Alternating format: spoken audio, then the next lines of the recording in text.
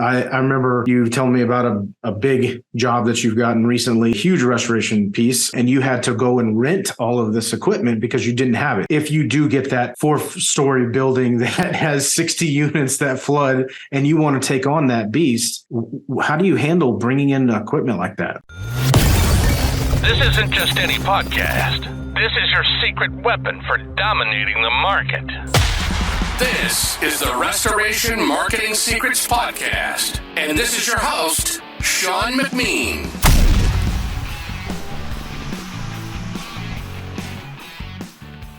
Welcome to the Restoration Marketing Secrets Podcast. I'm your host, Sean McMeen, and today we have a special guest with us, Jim Seubert. Jim and his wife, Susan, run a damage restoration company called Pride Cleaning and Restoration.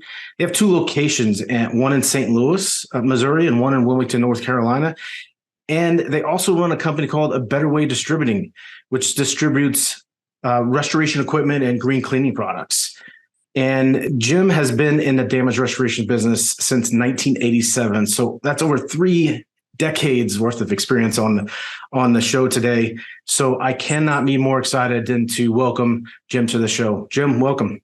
How's it going? Thank you, Sean. I appreciate inviting me to be a part of this. Exciting.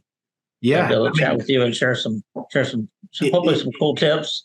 Yeah, definitely. So, I have to admit that we've known each other for quite some time now. I mean, I was looking back at my emails. The first email that I ever received from you was back in May of 2018. And you were having some issues with your website and all that stuff like that.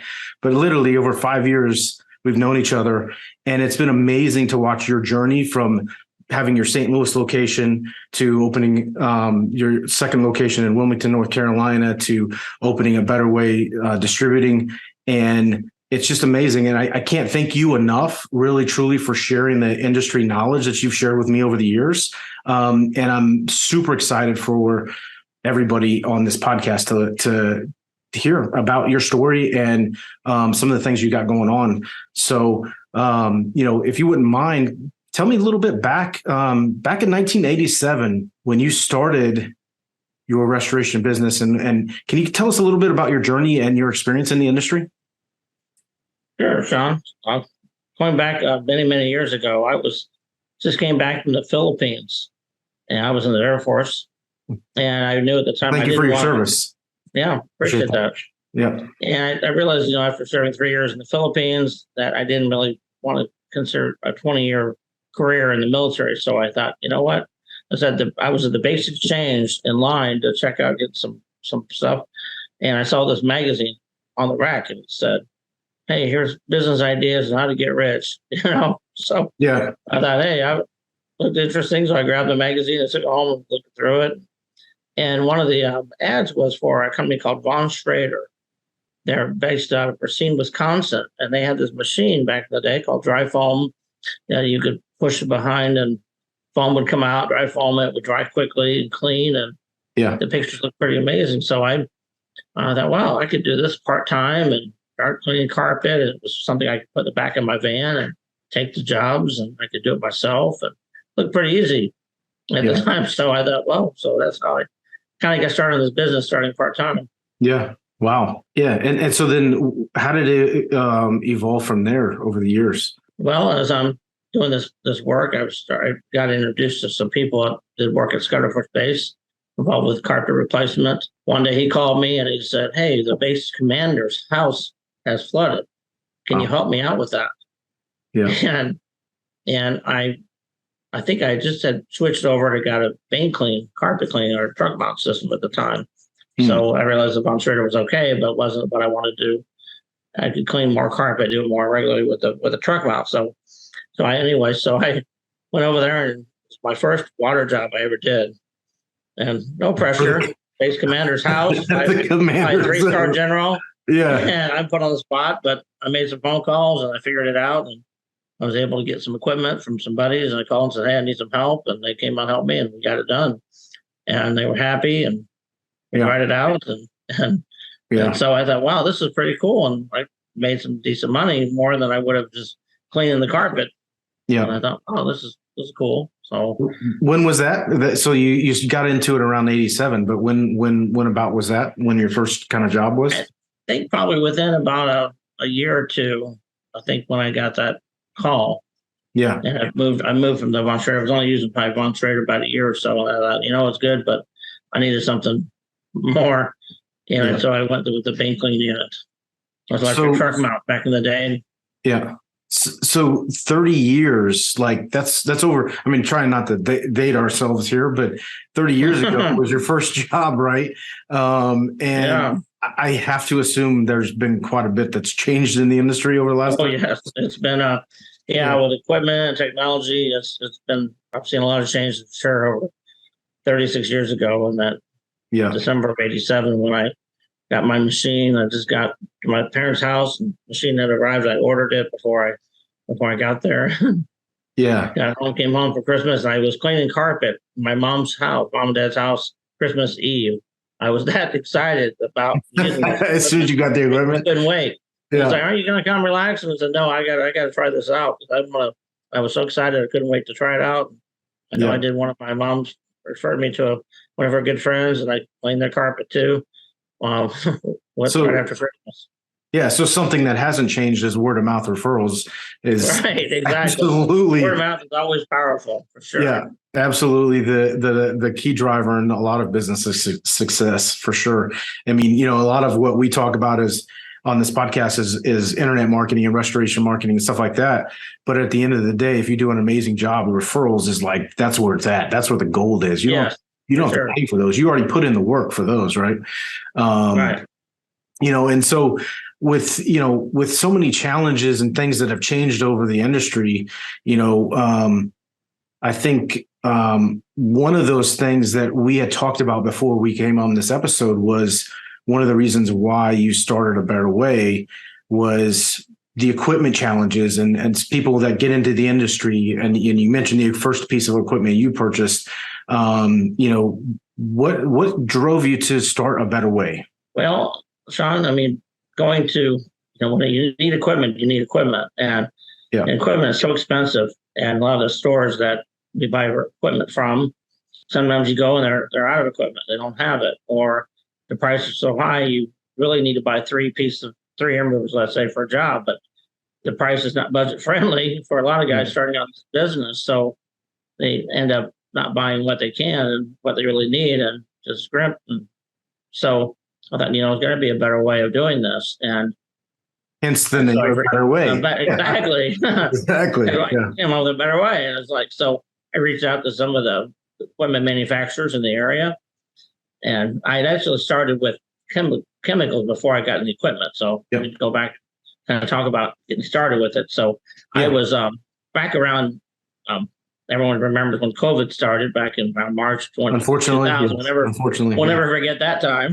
Yeah. Everybody's like staying home and business closed and nobody could work and everybody's sick and disinfection was big. Everybody needed it. Problem was you couldn't hardly find any disinfection. You couldn't find hand sanitizer, couldn't find masks, couldn't find anything. Everything was sold out, back ordered. And so I was introduced to a product through a friend of mine who said, "Hey, you need to check this stuff out." And I had been dabbling a little bit with it with another company out of Atlanta that we found some products that we liked that were green. And we were using them for anything from disinfection to cleaning to deodorizing. And we love those products. And so I just thought, well, let me try it out, So he sent me the information, that sent me some product to try ourselves in our business. One thing beautiful about our business that we can sample and try out everything in every type of situation possible you can imagine. So we know it works. Yeah. And not just me saying that, but my technicians as well love it too. But that's important to them and making it safe for them to use. So anyway, I got this product. It's one thing that really got me going was HOCl. It's electrolyzed water and salt product. Sure. That is got a history going back to World War I. Yeah. With this component and I said, wow, why isn't this stuff not more readily being used? Because we were able to get a machine. I bought the equipment from Korea. We were able to make it ourselves in house and for pennies, really after the initial investment. But but everybody loves the product. It's a nice smell. And so I just, trying to get it out to the market, because a lot of the restoration guys, myself included, for years were using products that may have helped one odor issue in a home, but ultimately left a different smell behind, a chemical footprint per se. And harsh chemicals, basically, right? Harsh chemicals, right? Harsh chemicals, and employees, getting sick, or they don't want to use it, or the fact is, or they don't mix it correctly. Yeah, it's a big issue we were having in our business. It's like you buy and you put on the truck, and you think the guys you tell them, okay, 1 cup of this, a gallon of water, that's all you need. And then they get to a bad job. Right? It's like, you put a gallon or 2 in there, and they only did 1 job. And it's like, the stuff is, where's it at? Oh, well, it was really bad, so we just used it full strength. Yeah. Or they didn't put the cap on right, and it fell over, and $35 for the product is gone and got wasted because the truck, they took a sharp turn and the thing rolled over and fell out. It happened to us. Yeah. It happens, I'm sure, out to other people too. So I want to find something that was going to be effective and not leave a problem, and not. I want to kind of make it what I call idiot proof. Okay. Idiot proof. Unfortunately, in this industry, and anybody that has a business, whether it's restoration or any other business, we sometimes hire people that aren't the brightest sometimes, and they don't use common sense, and they do their own thing, and you can't be watching everybody what they're doing. So sure, it's not, we want to make it safer. Basically, hey, if I give this product to somebody, what's the worst they can do? Yeah. Not only will they not hurt themselves, but they're not going to make you go broke because they're wasting. Because they're not taking care of it, because employees will not take care of equipment like that you would yourself. It's a proven fact. Everybody knows that. Yeah. So I wanted something that we could use, that was multifaceted and many different. From anything from deodorizing, cleaning, to sewer backups. We use it for odor, for fire. Yeah, it's got a broad spectrum for mold, and also. So that's the hydrolyzed. The hydrolyzed equipment, and the what other sort of green chemicals do you guys carry? Do you carry other stuff? Yeah, we do. So as far as chemicals go, we have a product that was BAC that's done through pervasive. Yeah. That's another chemical that I carry, and we also have products as far as like BHP. Mm-hmm. We use it's more for crawl spaces and attic spaces that you have a severe mold issue, staining. It does a great job. You can dilute it down to 4-to-1, cost effective, and it takes care of mold staining. Yeah. And so I remember seeing on your website, by the way, if you're listening along, the website is abetterwaydistributing.com. And we're not here to have a pitch fest or anything like that. But at the end of the day, the goal here is to share some things that have been working for you, right? Yes. Cost-effective things that have been working for you that actually do the job, and you don't risk liability for your employees. And so you created a better way because you figured that there was a better way to do the cleaning for the team to be successful and cost effective on the job, but also get the job done. Yeah. And we're all about trying to save money, right? In this industry, absolutely. There's a lot of cost involved. So anything we can do to make it put more money in our pockets, the better. The better. Yeah. Because there's a better way. Absolutely. Better way, right. So tell us a little bit about, I know that you guys sell equipment as well, restoration equipment, and between dehues and fans and all of those things. But and we can certainly talk some about some of those things. But tell us, I'm sure there's many people listening that are you thinking about getting in an industry or are in the industry? What's if you're just getting started out, what's a few of the pieces that are critical components to have? Because one of these things I can tell you is that I've seen in the industry is people are like, yep, I'm going to go get a small business loan.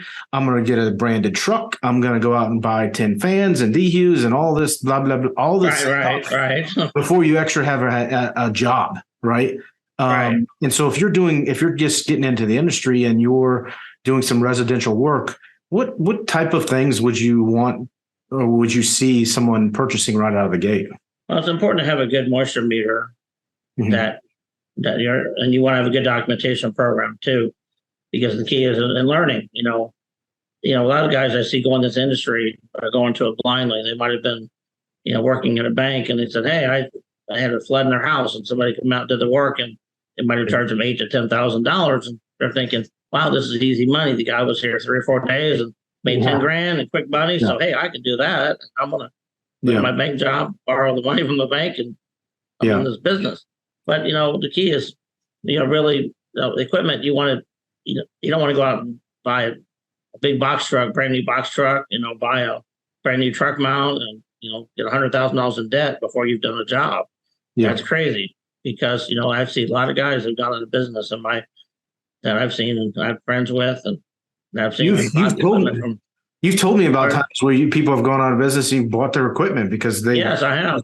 I've had guys that call me and say, "Hey, I bought this equipment. We thought we were going to be doing all this work in restoration," and one guy was an electrical business. Yeah. And he thought, "Hey, I can do as a side business. I'll do restoration too." And he sold it basically for about a fifth of what he paid for it. Yeah. And he was desperate. He called me and he made me a great price. I couldn't pass it up. So that's the best way to buy equipment. If you're really looking to buying something, you maybe check around because you may have people in your market that are thinking about retiring or getting out of business and say, "Hey, if you're looking to sell, I'm interested," because that would give you hopefully maybe a couple employees that may be a part of the deal that could help you at least part-time, flex time, or full-time if you get your business up and running. Yeah. But you might also pick up clients too. Yeah. And the phone number is the key thing if you're buying a business, if they've got existing clients calling to get the phone number too. Yeah. So as far as equipment based though, you'd say moisture meter. Is there a recommended brand or piece of equipment you'd recommend for that? I mean, there's a lot of preferences out there. I've used FLIR, I've used Tramex meters, I've used protometers. I mean, they all have different functions. You want to make sure you get a good hygrometer for humidity. Yeah, because obviously, if you're going into a situation, if there's water present, you can see that, right? But then the hidden water is where you need to make sure you're doing the full job, right? And that's the thing I see. And I see cases that companies, they don't have the proper training. They go in there and do a job. And I was at a deposition, in fact, today. I'll share this that I was brought in by a client that called me as another restoration company, did the dry out, and they didn't do it correctly. Yeah. And there was mold throughout the entire home. And it's a major lawsuit. And with the insurance company brought the vendor in, and I was as expert witness. Gotcha. And it's going to be pretty bad when it gets settled. It's going to be $1 million settlement. Yeah. So do your due diligence by getting the right equipment first, right? Right. Getting the right equipment, doing the job correctly. So you got your moisture meter. Yeah. Right. So you got your moisture meter. What other couple pieces of equipment would you recommend for the guy just getting into the industry or gal just getting in the industry? I'd recommend probably some low amperage air movers. Air movers can run anywhere from 1 to 2 amps up to 3 or 4 amps. Okay. So you don't want to be getting these big monster air movers that suck up a lot of energy, and you can't get hardly any of them plugged into a home or an area because they're high amps. Some of the older air movers are like that. So if you're buying equipment, you want to look at buying some newer equipment too. So the Dry Max, something like the Dry Max fans, is that what? Yeah, Dry Max fans. That's a great price for low entry, low dollar. And one thing about the equipment too, Sean, I may want to mention that I've had people I've talked to on the phone, and they say, "Hey, I'm looking at buying this company because I like this brand. It's the brand that's stored near themselves, and it's a well-known brand in the industry." Yeah. And they said, "I don't want to buy anything made overseas." But honestly, the way things are done nowadays, the equipment is mostly manufactured all in the same plant. Basically, put a different stamp on it. So this brand, let's say Phoenix, are made in the same plant as our air movers are being made. The same people just put a different label on it. But most of the stuff is being farmed out and being overseas production to keep the cost down. Yeah. So, okay, makes sense. People didn't know. So, yeah, it makes sense. I mean, obviously, you want a quality piece of equipment, and because it's going to be running for hours, Right. days, right? Right. You want something that's going to be good. Right. It's going to last for a while. Good warranties and having dehumidifiers and having the right size and, and having a variety. Excuse me. Yeah. Having equipment is key. And one thing on equipment too, and a lot of people are worried about, hey, I don't have equipment. If I get a water job, what do I do? Well, network with people in your neighborhood or your community or your city. So yeah.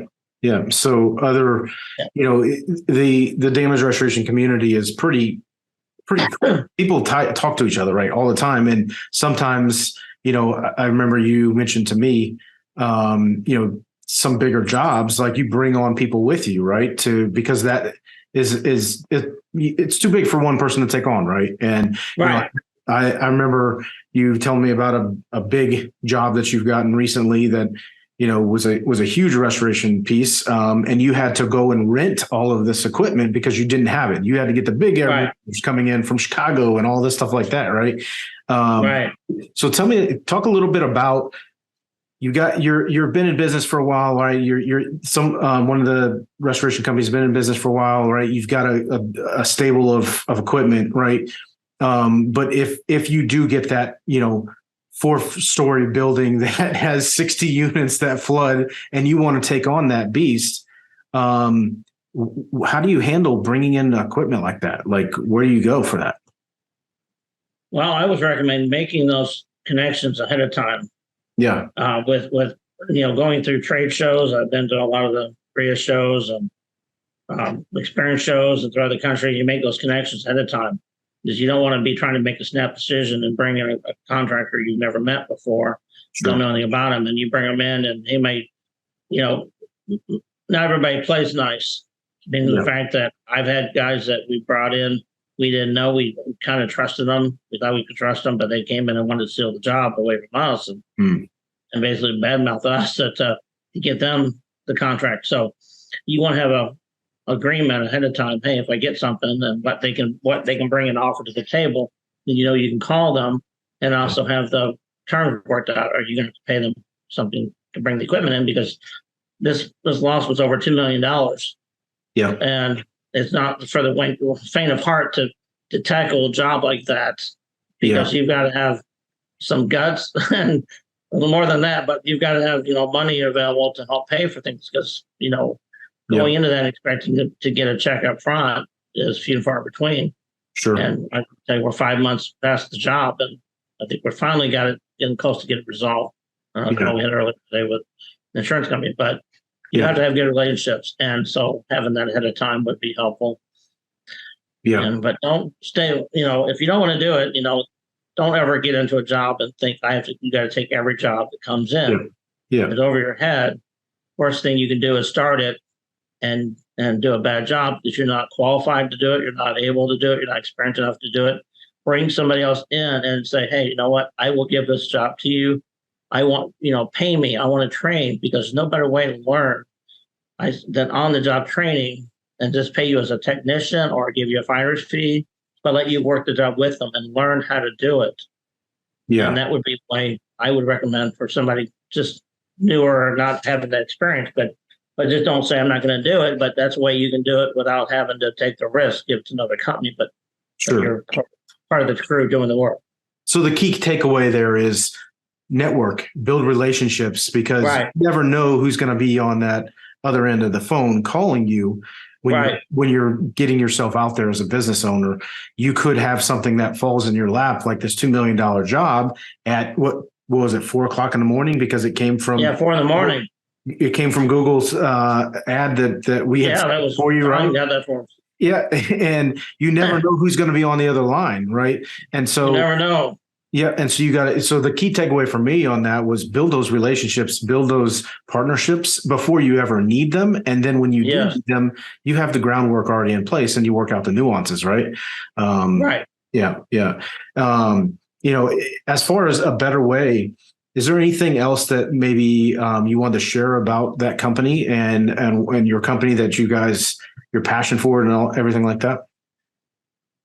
I just love working with restoration companies. I love being able offer solutions. And if anybody ever wants to talk and say, hey, I'm really needing this. I want to get started. What do I need?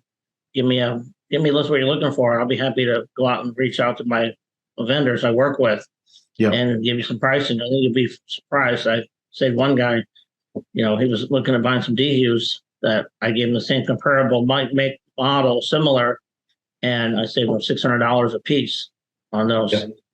So he was pretty excited to use these, and they have Bluetooth technology, and that you imagine. So they were So that was I mean, that's a great insight. So the Bluetooth technology, and one other thing that was I absolutely wanted to talk to you about was keeping track of all the equipment when you have it, like not losing it, right? You have all this equipment that you've purchased and everything. Any advice there? Good labeling, good tracking. There's tracking devices. I don't have any right now on my equipment. Yeah, but we do inventory.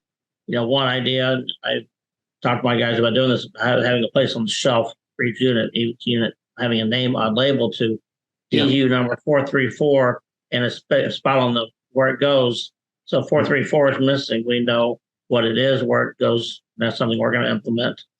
Yeah, get that done to keep track of it. But we have equipment on the trucks, and I, been in the business this long. And if you've been in the business this long or close to this long, you probably have been to a pawn shop or two to buy equipment back that was yours, and somebody took it and pawned it because they needed some money. And I've been called by pawn shops before, so be careful of that. Yeah. So label your equipment, metal label or stickers or something that right on there with a marker. Yeah. A marker, something with your phone number on it, but something to make it. If you just have equipment sitting on the shelf with no markings on it, that's how I've been able to get my equipment back, because they called me and said, "Hey, somebody so and so is here with it looks like your equipment. Is this your equipment?" And so they don't want to get caught with stolen equipment in their inventory and get involved with the police. And so sure. So that's great advice. I really appreciate you joining us on the podcast today. Is there any other takeaways you want to kind of talk about from either a Better Way Distributing or your pride cleaning and restoration businesses that you want to chat about? Anything you want to share there? One thing I would, a couple of things, I guess. Working with Sean's been great. Sean's been able to do a lot of things with our website and help us with the phone calls. Are all recorded, so we can go back and listen to them and see if we need to do some training on our team. Yeah. We also have our phones are set up where I answer the phone personally myself after hours. Yeah. So I know a lot of guys, they like answering services. They don't want to be bothered at dinner time or evening time. But I've worked with answering services in the past, and I've lost business because of them. Yeah. You might have a different experience yourself if you've had a good service in your area. That maybe that doesn't happen. But I've called them before and been put on hold for 5 or 10 minutes. Yeah. When I've called them just to check on how things are being handled. And I know if I had a flooded basement, if I'm put on hold for 5 minutes or even 2 minutes, I'm going to hang up. Right? Call someone else. And the other thing is, answer our phones. I don't care if it's 2 o'clock in the afternoon or 2 o'clock in the morning. If you want to be in this business, you've got to have someone dedicated to answer that phone 24 hours a day. And you might be shuffling 2 or 3 calls at one time. Yeah. People are calling multiple times or multiple, people calling all at once. So we've also used other lead services from 33-mile radius. It's not always good. There's some advantages and disadvantages. But at the end of the day, you got to have multiple fishing pools in the water, right? In order to grow your business. Especially in this industry, like you need to have those networking. You need to have some relationship with plumbers. You need to have, a brand for your company so that people can recognize, oh, I need to call Pride. I got an issue. But then you also need to be showing up on top of Google in order to have that opportunity, because that's the most widely searched engine out there, especially on your cell phone, right? If it's about multiple approaches, and if you're all in on one, you're probably going to miss the boat, and somebody's going to beat you to the punch there at some point. Exactly. And so you've done a great job over the years of having a multi-pronged approach.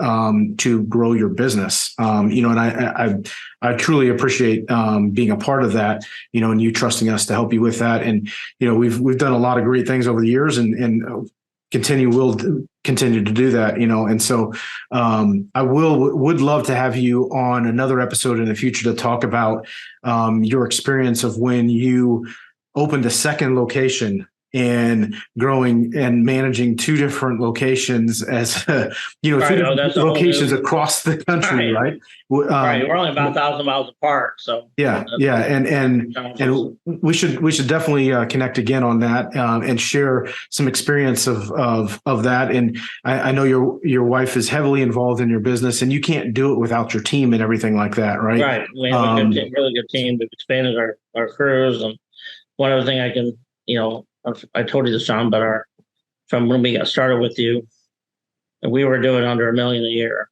Yeah. And we're going to be over 5 million already this year. That's amazing. We could hit 6, we might hit 7. Yeah. Depending on how things fall the rest of the year. And that's without really any major, we don't do any hurricanes. We haven't had any hurricanes in North Carolina. Nothing, no hurricanes in St. Louis either. We've had some rain events and stuff, but we've got a great team. We've also brought in some people from the temp agency that have been great on my flex force, and some are from Colombia, Nicaragua. I tell you that if you don't have a Hispanic workforce that is available to help you bridge the gap, sometimes when you get real busy, I would look into it. Yeah. If there's someone in your market that could help you out, but definitely game changer for us. Awesome. Well, thank you again, Jim, for joining the podcast today. And thank you for sharing your journey and your insights and your wisdom. I wanted to thank you from the bottom of my heart. You were our first client ever in the damage restoration space. And now we have over 40 clients across the country. And congratulations. That's great. They're trying to get the word out. So it's a niche market, and you've learned a lot over the years, and you've been able to implement. You were always going to training classes throughout Miami and parts of the country to sharpen your tools and sharpen your knowledge. Absolutely. We need to do. Always trying to level that up, right? Because everything's changing. Just like you've been in the industry so long, you're always evolving. And at the end of the day, a flood's a flood, but there's different ways of handling the flood, right? And marketing is internet marketing, but there's different ways of handling to be better at it and all those things, right? So, again, I truly appreciate your insights and your sharing your journey and everything like that. And we'll have to do this again. I really had fun here today. So thanks a lot for being on the show, Jim. Yeah, that was great. Wonderful. Hopefully some folks out there will find value in this and share it. And if they want to reach out to me, they can reach out to me. You can include my phone number if you want, Sean. And you can call me through a Better Way Distributing, or you hold me that way if they want. Okay. Definitely. Call me through Plenty Restoration.